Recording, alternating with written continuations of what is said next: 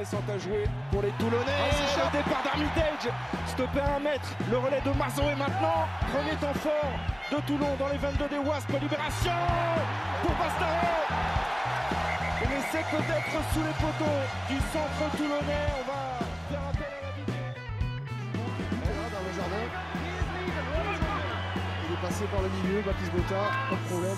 Simpson pour Good. Il a glissé en défense. Tuissova, ça libère des espaces. Et l'essai à venir. L'essai anglais. Il est pour Elou. Oui, Elou qui va peut-être relancer ce quart de finale. On parlait de l'impact d'Andy Good. Eh ben, il a fait peur à Tuissova sur cette attaque parce que l'ailier toulonnais a dérapé malheureusement, libérant des espaces. Et l'essai de Will Elou, son premier essai.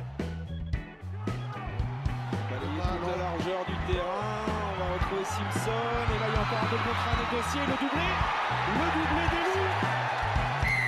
Et oui, et ce quart de finale est complètement relancé maintenant parce qu'ils reviennent à un essai transformé.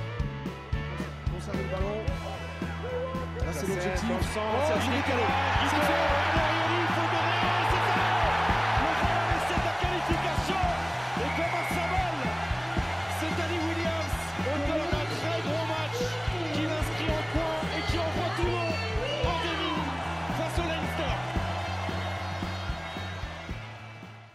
Frédéric Michalak qui était très concentré tout à l'heure à la mi-temps. Vous avez fait beaucoup de bien à votre équipe, 100% au pied, puis j'imagine c'est aussi un quart de finale particulier pour vous, la Coupe d'Europe. Ça fait un moment qu'on ne vous avait pas vu ici. Ah oui, c'est sûr que pour moi c'est un privilège déjà de jouer. Après 6 mois sans jouer, c'est dur de revenir à la compétition, mais après il me faut du terrain, il me faut jouer pour prendre des bonnes sensations. Et avec ce groupe-là, c'est vrai que on peut croire encore être champion parce qu'on a les atouts. Après, on s'était dit qu'il fallait faire une grosse deuxième mi-temps, c'est ce qui nous fait défaut à chaque fois. Et bon, sur cette deuxième mi-temps, on a encore perdu. Si on regarde le score que de la deuxième mi-temps, mais donc on ne va pas se satisfaire de la victoire, même si on est en demi. Maxime, vous êtes en demi-finale, vous allez peut-être pouvoir défendre ce 3e titre. Comment est-ce que vous allez aborder ces matchs très importants? On sera à Marseille.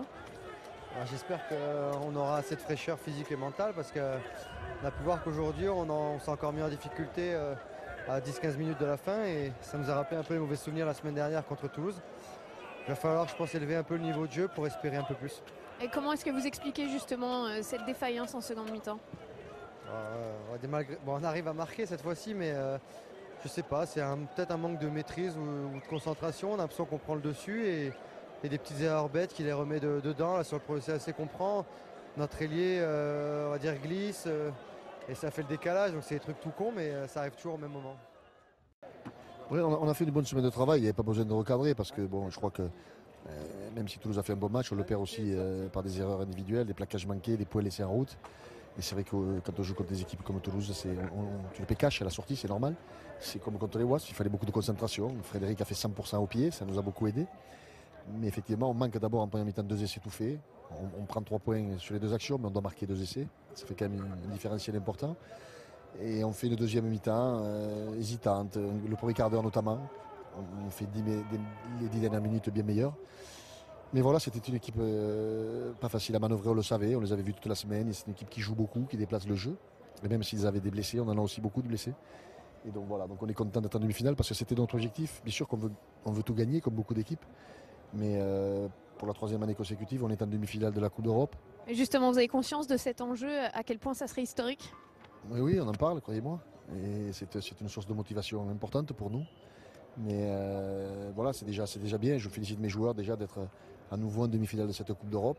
Notre objectif étant les 2 demi-finales, top 14 et Coupe d'Europe. Le premier objectif. Après, c'est évident que quand on joue des demi-finales, on veut tout gagner. Mais il faut prendre les choses à l'ordre. Et voilà, d'abord, je tiens à les féliciter parce que voilà, ils sont en demi-finale de la Coupe d'Europe. On va faire plaisir à nos supporters puisqu'on va jouer à Marseille, à côté. Et c'est toujours une magnifique manifestation avec ce public. Le soleil, on nous a annoncé la pluie, puis finalement, elle n'est pas venue, donc c'était bon signe. Ouais, mais on voulait gagner la deuxième mi-temps parce que ça fait 2 mois qu'on n'arrive pas à gagner les deuxièmes mi-temps, on l'a pas fait.